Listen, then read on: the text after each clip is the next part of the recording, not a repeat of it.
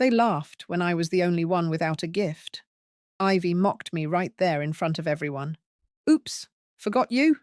I sat in my chair, cheeks burning, wondering how my own family could treat me like I was invisible. My name is Patricia. I'm 72 years old. And before I share what happened next, I want to know something from you. Where are you watching from today? Go ahead. Tell me in the comments. I love knowing where my stories reach. The scent of cinnamon and pine filled my living room that morning. The tree stood tall in the corner, glowing with twinkling lights I had carefully strung up the week before. I had baked cookies the night before, just as I always did, and the sweet smell still lingered in the air. The children's laughter echoed through the house as wrapping paper flew into the air like colourful confetti. My grandchildren squealed with joy each time they tore into another present. My daughters were smiling, sipping coffee from mugs, and my son was busy fiddling with the camera, capturing every moment as though we were the perfect family. And then, of course, there was Ivy, my middle granddaughter, the sharp-tongued one, who always seemed to enjoy finding fault with me. She had already rolled her eyes twice this morning, once when I asked her to hand me a plate, and once when I gently reminded her to thank her uncle for a gift. Ivy was 23 and thought the world revolved around her. She carried herself like she had all the answers, but kindness was never one of them. I sat quietly in my armchair, watching it all unfold. I was happy just to see them together, to hear the chatter, the noise, the music in the background. These little things meant more to me than any gift possibly could. Or at least, that's what I told myself. But then, I noticed something. Everyone had a present. One by one, they opened their gifts: scarves, books, little gadgets, toys, and trinkets. The pile of shiny wrapping paper grew taller by the second. And then, without realizing it, my eyes began searching the room. Where was mine? I scanned the tree skirt, the small pile left untouched, and the table beside me. Nothing. Not a single box, bag, or envelope with my name on it. At first, I thought perhaps they had simply forgotten to hand it to me. Maybe it was tucked under the couch or accidentally left in another room. I smiled, pretending not to notice, while my heart beat faster with each passing second. And then Ivy noticed too. She smirked. "Well, Grandma," she said loudly enough for the whole room to hear. "Looks like we forgot you." Everyone chuckled. Some shook their heads, others laughed nervously, but no one moved to correct her. No one said, "Wait, hers must be here somewhere." No one even bothered to look. I sat there, cheeks burning, trying to swallow the lump in my throat. I had raised these children, loved them, given everything I had to this family, and now, on Christmas morning, I was reduced to the punchline of Ivy's joke. I wanted to disappear. For a moment, I truly did.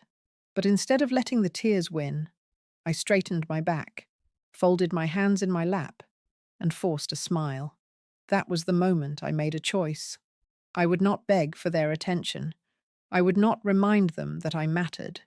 If they couldn't see my worth after all these years, then I would show them in a way they could never forget. I let out a soft chuckle, just enough for Ivy to hear.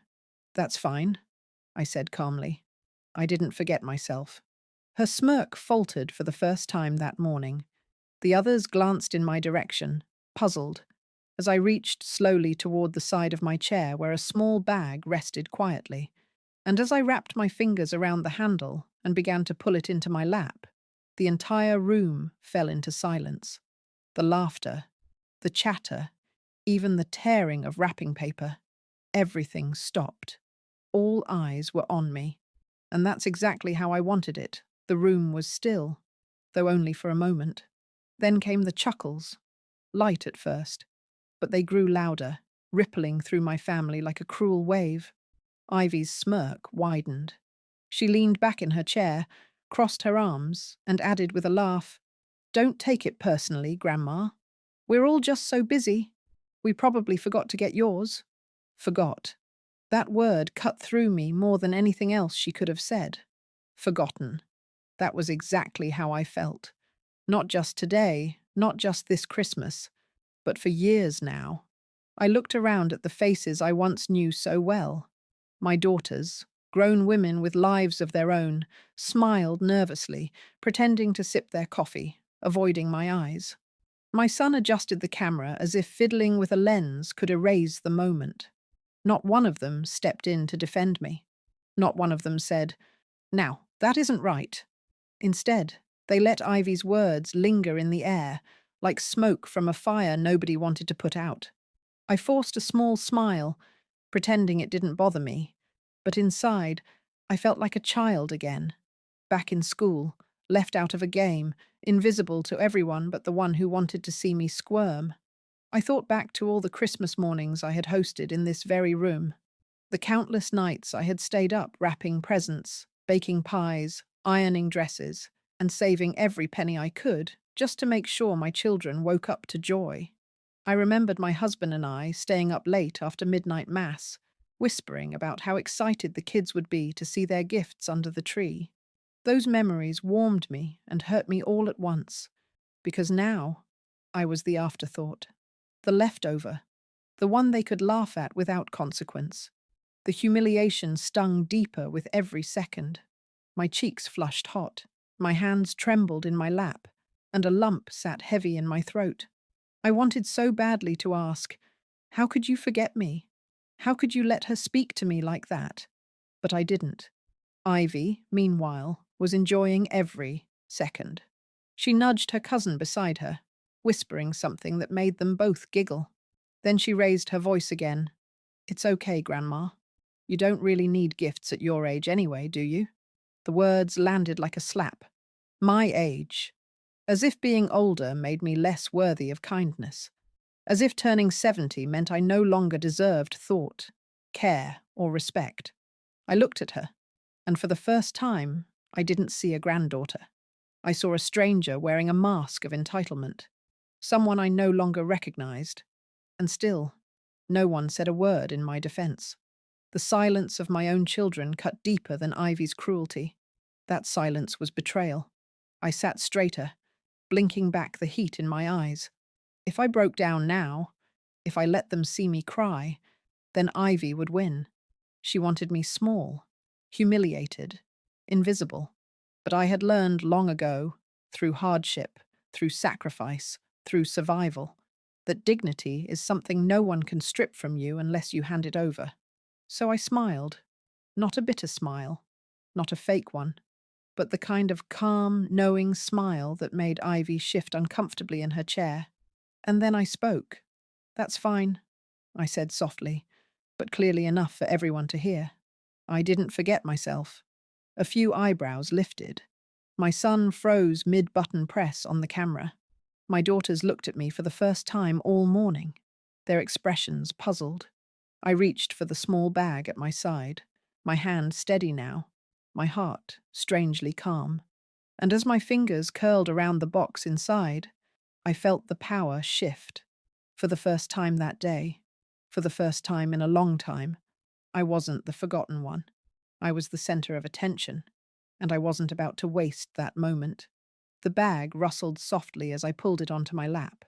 I could feel their eyes on me, curious, doubtful, even a little mocking still. But there was something else too, a flicker of unease. Ivy tilted her head, still smirking. "What's this, Grandma? Did you buy yourself some socks?" Her laugh cut through the air like broken glass. A few others chuckled nervously, but it wasn't the same as before. The tone of the room had shifted. The laughter wasn't free anymore. It was strained, uncertain. I rested the bag on my lap, folded my hands over it, and took a deep breath. My heart wasn't racing anymore. Oddly enough, I felt steadier than I had all morning. "You all seem surprised," I said gently, looking around the room. "Why? Haven't I always been the one who made sure Christmas felt like Christmas in this house?" My voice wasn't angry. It wasn't loud. It was steady, calm, measured. But that calmness made them uncomfortable. I could see it in their faces. My eldest daughter shifted in her seat, suddenly fascinated by the ribbon on her coffee mug. My son cleared his throat and pretended to check the camera battery. The younger children looked between me and their parents, unsure of what to make of it. But Ivy, oh, Ivy, she tried to keep her smirk. Only now I noticed the way her hands fidgeted in her lap. I slowly reached into the bag. The sound of paper crinkling filled the silence.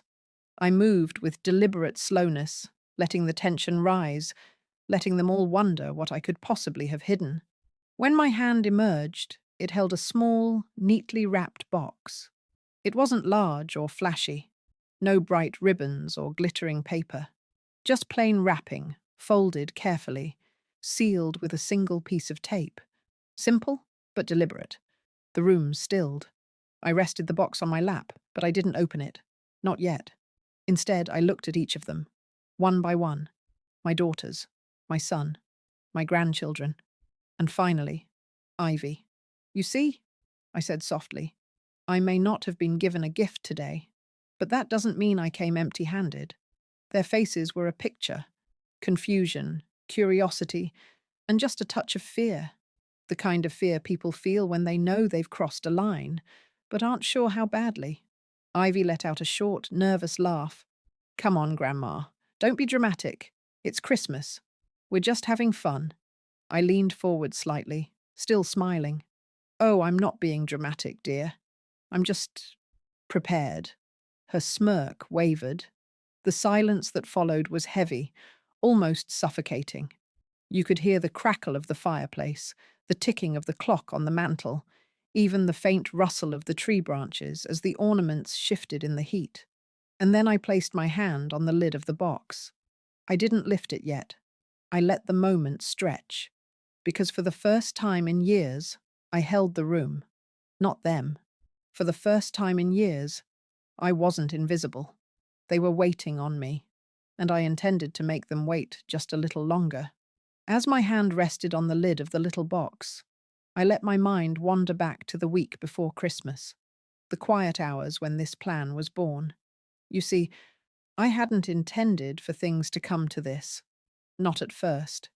I still believed, in some stubborn corner of my heart, that maybe this year would be different, that maybe my children and grandchildren would remember me as more than the woman who sat in the corner while life rushed past her. But deep down, I knew. I had seen it happening, year after year. The conversations that no longer included me. The birthdays they forgot, or remembered only with a quick text. The way my opinions, once sought and respected, were now brushed aside with phrases like, "You wouldn't understand," or "That's old-fashioned." So a week before Christmas, I made a choice. I walked into the little stationery shop down on Main Street, the same one I used to take my children to when they were small. The bell above the door jingled as I entered, and the clerk smiled at me like I was a regular, though it had been years. I picked up a plain box, small enough to fit in the palm of my hand. Nothing fancy, nothing glittering, just something simple, something mine. I took it home, wrapped it myself with paper I had saved from years ago. My hands shook as I folded the edges neatly, taped them down, and tied the single piece of ribbon across the middle. It wasn't about appearances. It was about intention. And then I placed inside it something that mattered far more than any sweater or trinket or perfume bottle ever could. The keys. Not just any keys. These were the ones to the beach house, my husband's pride and joy, the place we had built together stone by stone when our children were small. Every summer, that house had been filled with laughter, splashing waves, and the smell of grilled suppers. That house was the heart of our family's happiest memories. And then, after my husband passed, it became nothing more than a battleground. Arguments about who should get it, complaints about upkeep, demands to sell it for quick cash. I had heard it all. I had endured it all. But I had said nothing. I had stayed silent, watching as they reduced our family's legacy to dollars and cents. Until now. I tucked the keys carefully into the box, along with the folded documents that proved the beach house no longer belonged to any of them. I had spoken with my lawyer just 2 weeks earlier, quietly, secretly, and the arrangements had been finalized. As I tied that ribbon, my heart felt lighter than it had in years. I wasn't doing it out of spite. Not entirely. No. I was doing it because I refused to let their greed poison the one place that had meant so much to me and my late husband. I was doing it because I needed to remind them that I was still here, still capable, still in control of my own choices. And I knew Christmas morning would be the perfect moment. Not because I wanted to ruin the holiday, but because that was the day they had chosen to forget me. So I would make it the day they remembered me. The weight of the little box sat in my lap like a stone, though it was light as air in my hands. I traced the ribbon with my fingers, taking my time, while the silence around me grew heavier and heavier. At first, no one said a word. My family just stared, wide-eyed, waiting. They weren't used to me holding attention. They weren't used to me having a stage. Then came the whispers. My eldest daughter leaned toward her sister. "What's in there?" she murmured, though in the stillness of the room, her voice carried clear as a bell. My son frowned, his camera lowered now, the recording forgotten. "Mom, what's this about?" But Ivy, oh Ivy, she couldn't help herself. Her smirk returned, though it didn't quite reach her eyes this time. "Grandma's being dramatic?" she said with a laugh, her voice dripping with sarcasm. "What did you do? Buy yourself a box of chocolates?" A few chuckles followed, weak, uncertain. I saw the way their eyes darted back to me even as they laughed, as though they weren't sure whether to side with Ivy or wait and see. I lifted my gaze slowly, meeting each of their eyes, one by one. Not with anger, not with bitterness, but with a calm I had earned the hard way over 70 years of living. "Funny thing about gifts," I said softly. "They say more about the giver than the receiver." That silenced the chuckles. Even Ivy's smirk faltered. I rested one hand on the lid of the box, not opening it yet. No, I wasn't about to rush. I wanted them to sit with the discomfort. I wanted them to feel the weight of their silence earlier, when Ivy mocked me and they said nothing. The younger grandchildren stared at me wide-eyed, their half-unwrapped toys forgotten on the floor. One of them whispered, "What is it, Grandma?" Their innocence pierced my heart, but I kept my composure. This wasn't a lesson for them. It was for their parents. I glanced at Ivy. She shifted in her seat, trying to look unfazed, but her fingers drummed nervously against her armrest. For the first time all morning, she didn't have another quip ready. "You see," I continued, my voice steady, "sometimes people mistake kindness for weakness. They think silence means you have nothing to say. But silence." I tapped the box lightly. "Silence is just patience, waiting for the right moment." The words hung in the air. Ivy's face darkened. "Oh, come on. You're making this into a whole thing for no reason. It's Christmas, Grandma. Lighten up." I looked her straight in the eye, the smile never leaving my face. "Oh, darling," I said gently. "I am lighter than I've ever been." Her mouth opened as if to fire back, but nothing came. She shut it quickly, her jaw tight, her eyes narrowing. The room was mine now. For years, I had been the background, the one who made sure the stockings were hung, the table was set, the food was hot, the presents were wrapped. I was the quiet force that kept everything moving, never asking for anything in return. But today was different. Today, they saw me. I let my hand linger on the box a moment longer, then slowly lifted it. The ribbon caught the glow of the Christmas lights as I held it up for all to see, and for the first time in years, no one laughed. They waited, they watched, and they wondered what I was about to do. As I sat there, the little box balanced in my lap, I felt the weight of more than just keys and papers. I felt the weight of my whole life, the years I had poured into this family, the pieces of myself I had given away freely, never asking for anything in return. My eyes drifted over their faces, my daughters, my son, my grandchildren.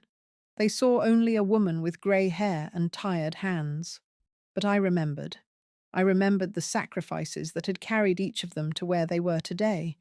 I remembered working double shifts at the diner when my husband lost his job during the winter of '78. My feet had ached, my back screamed in pain, but I kept going. Why? Because the children needed Christmas to feel magical, even if it meant I came home with nothing but exhaustion. I remembered the nights I stayed awake, sewing dresses by hand because we couldn't afford to buy new ones. My eldest had worn one of those dresses to her first school dance. She had twirled in front of the mirror, glowing, never knowing how many hours of needlework had gone into every stitch. I remembered selling my wedding jewelry, those few precious things my husband had given me in the early years, just to pay for Ivy's braces. And oh, how proud she had been the day those braces came off, showing her smile to the world. That smile she now used to mock me. I remembered driving through rainstorms to pick them up from school when no one else could. I remembered cooking meals even when I was too tired to stand. I remembered sitting through their tantrums, their heartbreaks, their mistakes, and loving them anyway. And what had it earned me? Now, I was the punchline, the invisible one in the corner, the afterthought. The bitterness tried to rise in me, but I pressed it down. Number. I would not let bitterness define me. That was never who I was. Instead, I let dignity guide me. Because here's what I knew. My sacrifices weren't wasted. They weren't erased. They had built something.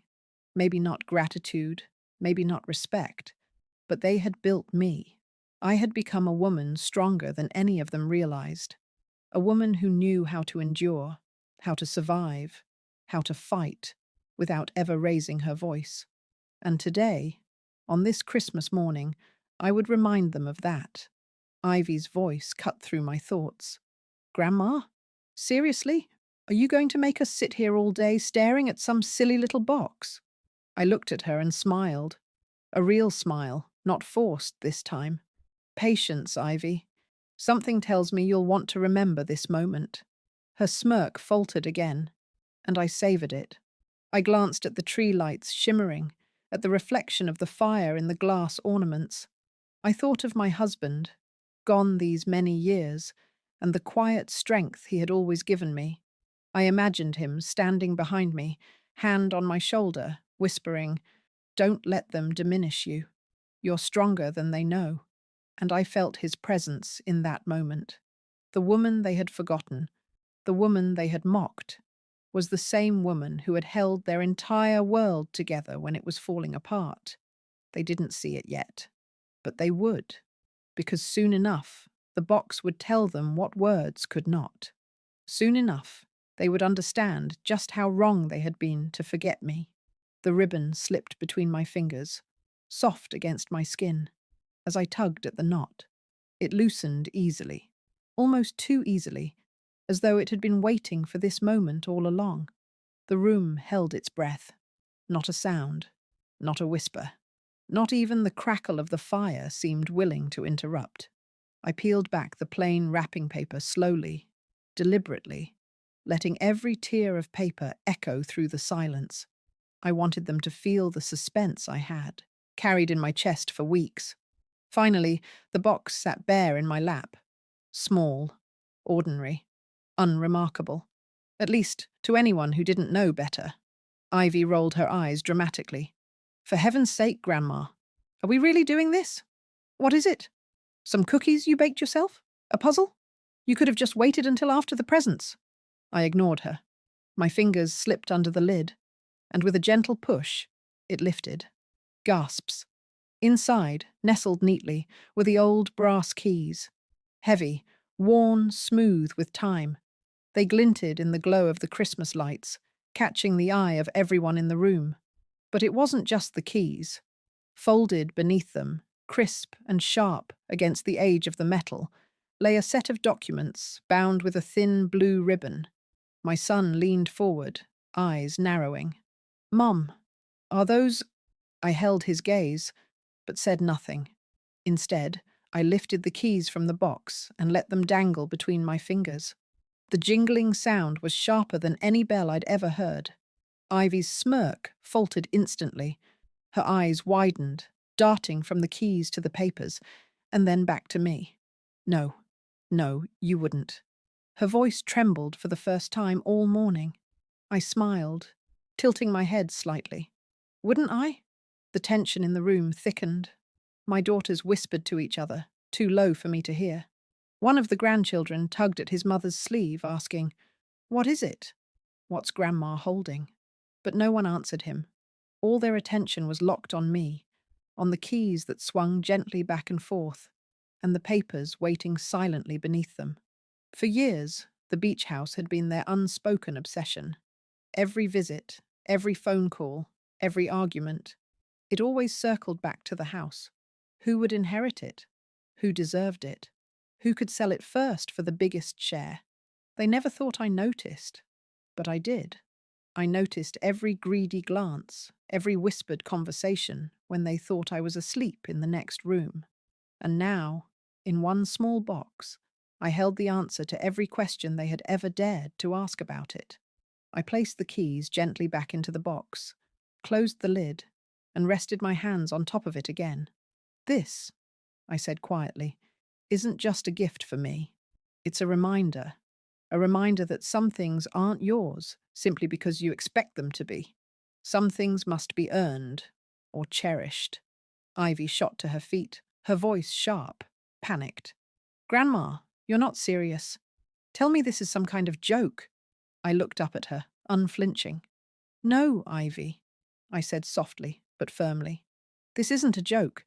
This is the moment you learn that my silence has never meant weakness. It meant I was waiting." Her face went pale, and for the first time in years, I saw fear in her eyes. As I watched Ivy's face pale, my mind drifted back to the place those keys belonged, the beach house. It wasn't just a house. It was our house. My late husband, David, and I had bought it in the early years of our marriage. It wasn't much then. Just a small, weather-beaten cottage on the edge of the shore, paint peeling, roof sagging, with sand creeping through every crack. But we saw potential. Every summer, we poured our energy into it. David rebuilt the porch with his own hands, while I painted the shutters a cheerful shade of blue. We planted wildflowers along the walkway and filled the kitchen cupboards with mismatched plates collected from thrift stores. And slowly, that little cottage became a sanctuary. Our children spent their summers running barefoot through the sand, laughing as the tide chased them back to shore. We roasted marshmallows over driftwood fires, sang silly songs, and told stories late into the night. That house wasn't just walls and windows. It was the heartbeat of our family. But after David passed, something changed. The house, once filled with laughter, became a target. My children, grown and burdened by mortgages and bills, saw dollar signs where I still saw memories. Conversations turned sharp.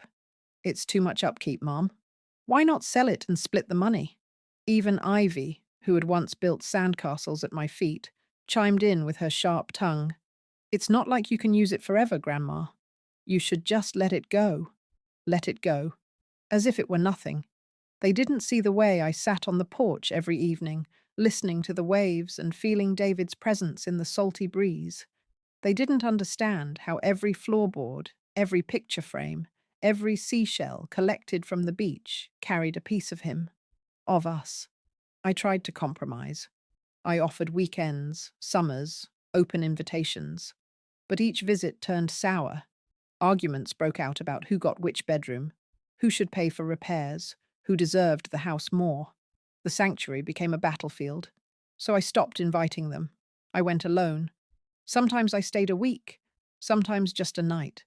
The house was quieter without children's laughter, lonelier without David's voice, but it was still mine, still ours. And then, one autumn afternoon, as the waves crashed against the shore and gulls cried overhead, I made my decision. I called my lawyer. We met at the little office downtown, papers spread across the desk. My hands shook as I signed the documents, transferring ownership of the beach house. Not to Ivy, Not to my children. Not to anyone who saw it only as a bank account waiting to be emptied. Number. I gave it to someone who would cherish it.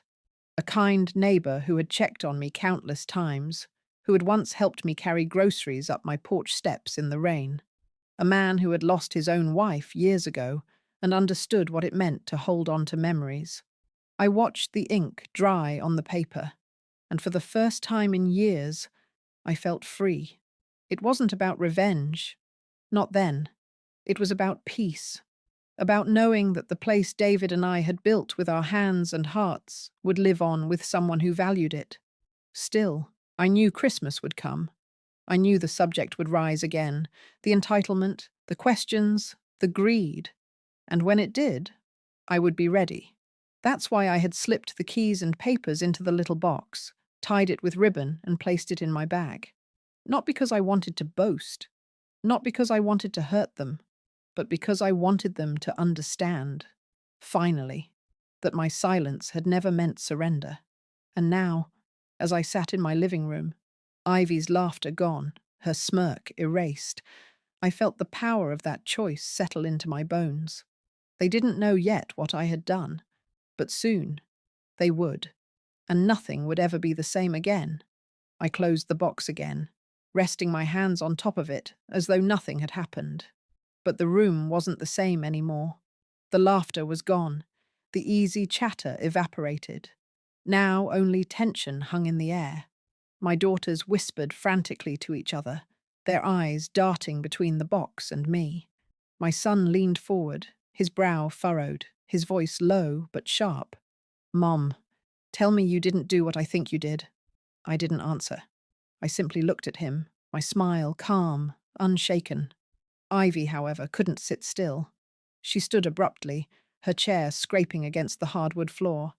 "This is ridiculous," she snapped. "Keys? Papers? What are you trying to pull here, Grandma?" Her voice trembled beneath the bravado.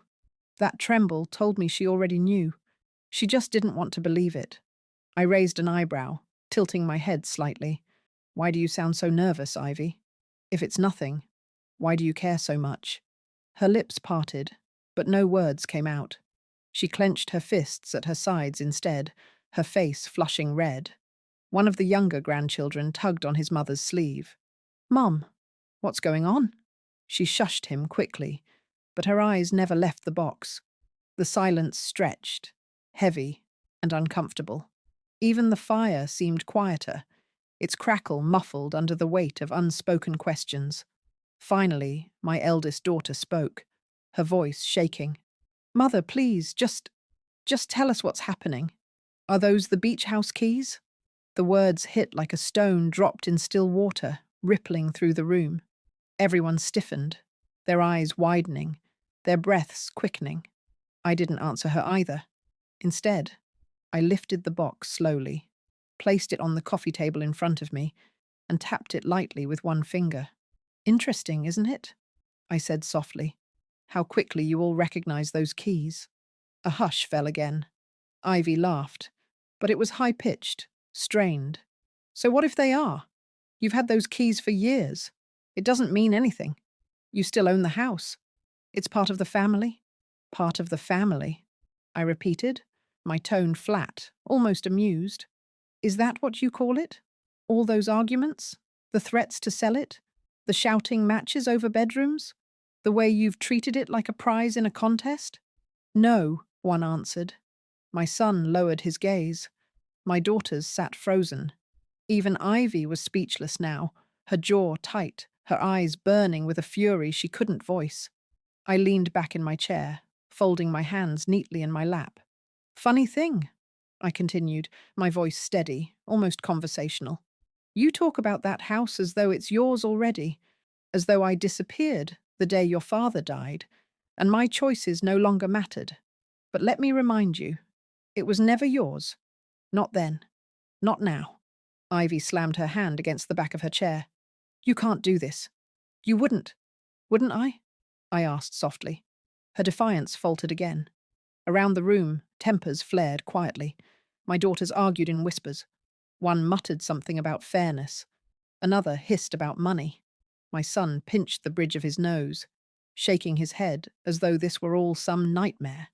The grandchildren sat silently, confused, clutching their toys but too scared to play. It was chaos simmering just beneath the surface, and all of it centered on me, on the little box that had turned Christmas morning upside down, and I let them stew in it, because for the first time in years, their chaos wasn't my burden. It was my power. I sat back in my chair, the firelight flickering against my face, the little box still resting on the coffee table. The room buzzed with whispers, sharp breaths, and Ivy's heavy pacing.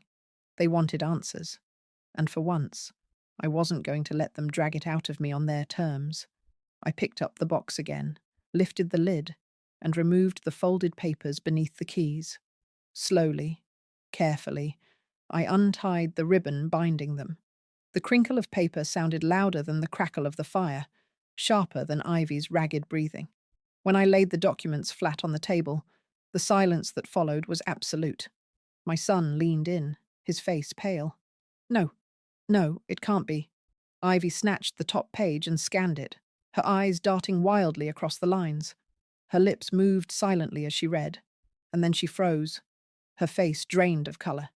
This says... Her voice cracked.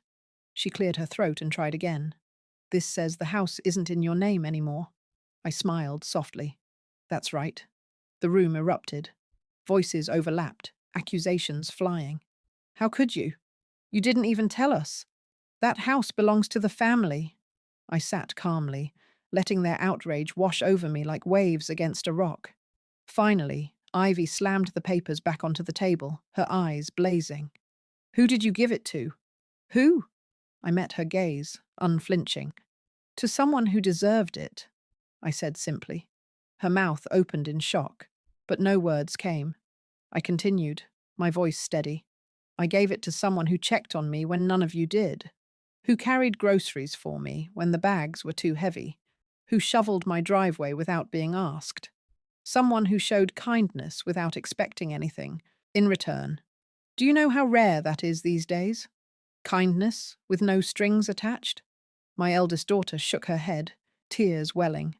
Mother, that was our childhood home. You had no right. No right. I cut in gently but firmly. It was your father's and mine. We bought it. We built it. We sacrificed for it. We loved it. And when he died, it was left to me. It was my right to decide what happened to it. And I decided I would rather it be cherished by someone worthy than torn apart by your greed.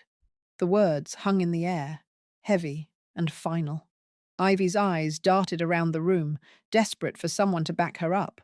But no one spoke. My son sat with his head in his hands. My daughters stared at the papers, as if they were knives driven straight through their Christmas morning. And then Ivy snapped. You're cruel! She spat, her voice sharp, trembling. You've ruined everything. Do you know how much that place was worth? Do you know what you've taken from us? I looked at her with a calm that I knew only made her angrier. Yes, I said softly. I know exactly what I've taken. She froze, her chest heaving, waiting for me to explain. I leaned forward, my eyes locking with hers. I've taken away the belief that you could walk over me forever. I've taken away the assumption that my silence meant I had no power. And I've taken away the one thing you thought you could use me for. That house. You'll never fight over it again. You'll never reduce it to a pile of money waiting to be split. Because it's gone. It's out of your reach. Forever. The room fell silent again. No one laughed. No one whispered. They just stared at me, stunned, as though the grandmother they had forgotten had just transformed into someone they had never truly known. And maybe, in that moment, they finally saw me. Ivy's face twisted, her hands trembling as she clutched the edge of the table. Her eyes burned into me like hot coals, but I didn't flinch. You can't do this, she shouted, her voice cracking. You had no right at all. That house was ours too. It was part of this family. You're just being spiteful. Her words echoed in the room, loud and desperate. but I could see the truth behind them. She wasn't grieving the loss of memories or tradition. No, she was grieving the loss of control, the loss of what she thought was hers to claim. My son groaned, dragging a hand down his face. Mom, why didn't you at least tell us? We could have, we could have worked something out. I turned to him, my voice soft but firm. Worked something out? You've been trying to work something out for years, and every time it ended in shouting, resentment, and greed. There was never any peace in your offers, only demands. My eldest daughter wiped at her eyes, her voice breaking. But that house? It was our childhood. We grew up there. Don't we deserve to keep that connection? I let out a breath, steady, measured. You grew up there, yes, but you grew away from it too. None of you wanted to preserve it. None of you wanted to honor it. You wanted to strip it, sell it, divide it. That isn't connection. That's consumption. Ivy slammed her fist onto the table, rattling the ornaments. So you'd rather give it to some stranger? Some nobody? You'd rather punish your own family than let us have what's rightfully ours? I leaned forward, my eyes locking with hers, calm as still water. Ivy, do you know what's rightfully yours? Respect, love, care. Those are the things a family owes each other. A gift isn't a right. A house isn't a right. My sacrifices weren't your entitlement. They were my choice. And today, I chose again, because I will not leave behind bitterness wrapped in bricks and beams. I will leave behind dignity. Her lips trembled, her face crumpling between rage and disbelief. You're heartless, she spat. I almost laughed. Heartless. If only she knew how much heart it had taken to stay silent all those years. I looked at her, my voice low but clear. No, Ivy. Heartless would have been staying quiet and letting you tear each other apart after I was gone. Heartless would have been giving you a weapon to use against one another. What I did was merciful. What I did was love in its hardest, purest form. My daughters lowered their eyes. My son said nothing. But Ivy collapsed back into her chair, defeated, her fists still clenched, her breath ragged. For the first time, she had no words sharp enough to cut me down. I sat back, folded my hands in my lap, and let the silence speak for me. For years, I had trembled under their dismissive tones, their mockery, their arguments. But now, they trembled under mine. The grandmother they had laughed at, ignored, underestimated, was the one who had just shattered the illusion of their entitlement. And in that silence, I felt something I hadn't felt in years. Power. Not the kind that controls others, not the kind that demands, but the kind that comes from finally standing tall in the truth, unafraid. And as Ivy's eyes darted to the papers on the table, the reality sank into her. Her laughter, her mockery, her arrogance. None of it mattered anymore, because I had ended the game, and I had won. The silence stretched until it snapped, jagged and brittle. Ivy shot up from her chair again, snatched her coat from the backrest, and stormed toward the door. "This isn't over," she hissed, her voice trembling. "You'll regret this, Grandma. You will." The slam of the front door rattled the windows. One by one, the others followed. My eldest daughter muttered something about needing air and hurried after Ivy. My younger daughter lingered for a moment, her eyes wet, her lips parted as if she wanted to say something. But then she shook her head and left without a word. My son stayed the longest. He stood by the coffee table, staring at the papers as though they were tombstones, marking the death of something he thought was his. His shoulders slumped, and with a sigh that seemed to deflate his whole frame, he whispered, "I don't understand you anymore, Mom." I met his gaze calmly. "You don't have to understand me," I said softly. "You only have to accept that I'm not invisible." He looked at me as though searching for a trace of the mother he used to know, but finding only a woman he had never taken the time to see. Then he shook his head, grabbed his coat, and left too. The house fell quiet again, save for the ticking of the clock and the faint hiss of the fire. I sat there alone for a long while, the box still open, the keys glinting in the fading afternoon light. My heart should have been heavy, but strangely, it wasn't. Instead, it was light, free. I had carried their indifference, their mockery, their greed on my shoulders for too many years. I had allowed their silence to make me feel small, but not anymore. Today, I had set down that weight, and in its place, I felt something warm, something strong, peace. The quiet was broken by the soft shuffle of feet. Two of my grandchildren peeked into the room, their toys clutched in their hands, their eyes wide and uncertain. "Grandma?" the little one asked hesitantly. I smiled and opened my arms, and they hurried into my embrace. Their warmth pressed against me, their innocence unspoiled by the chaos of the adults. "Are you okay, Grandma?" the older one asked softly. I kissed the top of his head. "I'm more than okay, sweetheart. I'm better than I've been in a long time." They stayed with me for the rest of the afternoon, playing quietly by the fire while I watched. And though the house wasn't filled with the noise of laughter anymore, it was filled with something better: truth. I had faced them all and stood tall. I had shown them that I would not be forgotten, not be mocked, not be reduced to a shadow in my own home. And though some of them walked out angry, and others walked out broken, I remained, still standing, still me. I sat there long after the fire had burned low, the embers glowing soft and red like the heartbeat of the house. The keys and papers were still on the table, their presence a quiet reminder of the storm that had just passed. But in that silence, I didn't feel regret. I didn't feel sorrow. I felt strong. And it was in that strength that I thought of you. Yes, you, watching this right now. Let me tell you something. From one soul who has lived through decades of storms and sunshine, never, ever let anyone make you feel invisible. Not your family, not your friends, not the people who laugh when you're left out. Your worth is not determined by how others treat you. It's determined by how you carry yourself, by the dignity you refuse to surrender. For too long, I stayed quiet. I thought silence meant love. I thought patience meant peace. But silence, my dear ones, is only powerful if you choose when to break it.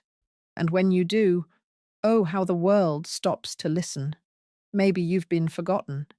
Maybe someone dismissed you, mocked you, or treated you as though your years made you smaller instead of greater. I know how much it hurts. But I also know this: you carry wisdom, you carry history, you carry power. Do not let anyone take that from you. The box I opened today wasn't just for my family, it was for me. It was my way of saying, I am still here. I am still whole. I am not done yet. And you aren't either. So wherever you are watching from, your living room, your kitchen table, maybe even from a quiet room where you've been left alone, know that I see you. And I want you to tell me, where are you listening from today? Drop it below, because I want to know. We may all be in different places, but our stories, our dignity, our voices, they connect us.